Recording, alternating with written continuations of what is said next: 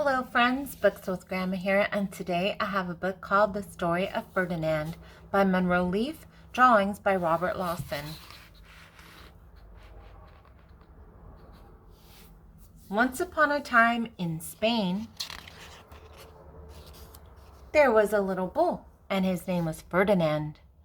All the other little bulls he lived with would run and jump and butt their heads together. But not Ferdinand. He liked to sit just quietly and smell the flowers. He had a favorite spot out in the pasture under a cork tree. It was his favorite tree, and he would sit in its shade all day and smell the flowers. Sometimes his mother, who was a cow, would worry about him. She was afraid he would be lonesome all by himself. "Why don't you run and play with the other little bulls and skip and butt your head?" she would say. But Ferdinand would shake his head. "I like it better here, where I can sit just quietly and smell the flowers." His mother saw that he was not lonesome, and because she was an understanding mother, even though she was a cow, she let him just sit there and be happy. As the years went by, Ferdinand grew and grew until he was very big and strong. All the other bulls who had grown up with him in the same pasture would fight each other all day. They would butt each other and stick each other with their horns. What they wanted most of all was to be picked to fight at the bulls' fights in Madrid. But not Ferdinand. He still liked to sit just quietly under the cork tree and smell the flowers. One day 5 men came in very funny hats to pick their biggest, fastest, roughest bull to fight in the bullfights in Madrid.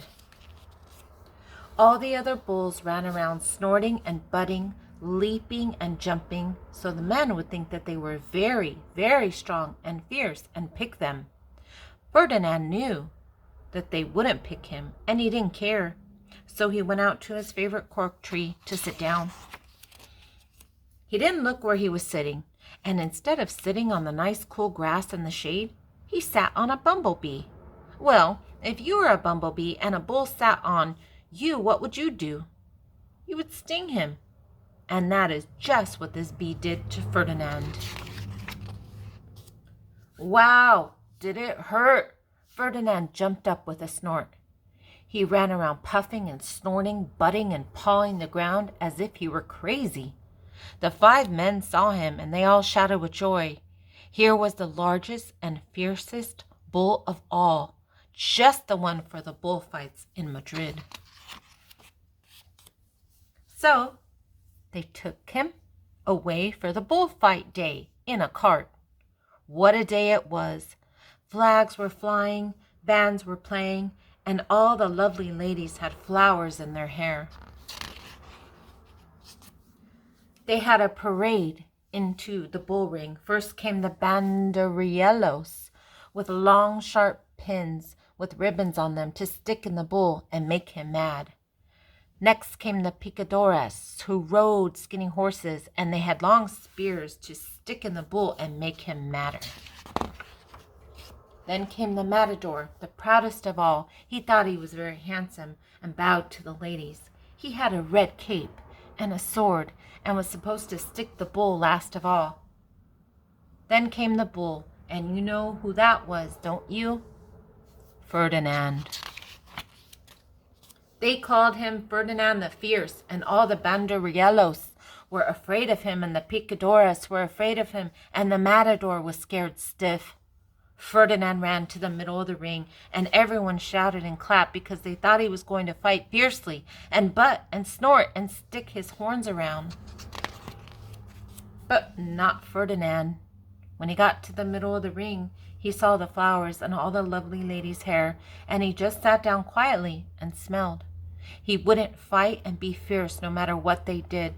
He just sat and smelled, and the banderilleros were mad, and the picadores were madder, and the Matador was so mad he cried because he couldn't show off with his cape and sword. So they had to take Ferdinand home. And for all I know, he is sitting there still, under his favorite cork tree, smelling the flowers just quietly. He is very happy.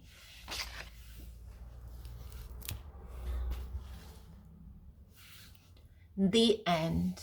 And until next time, have fun.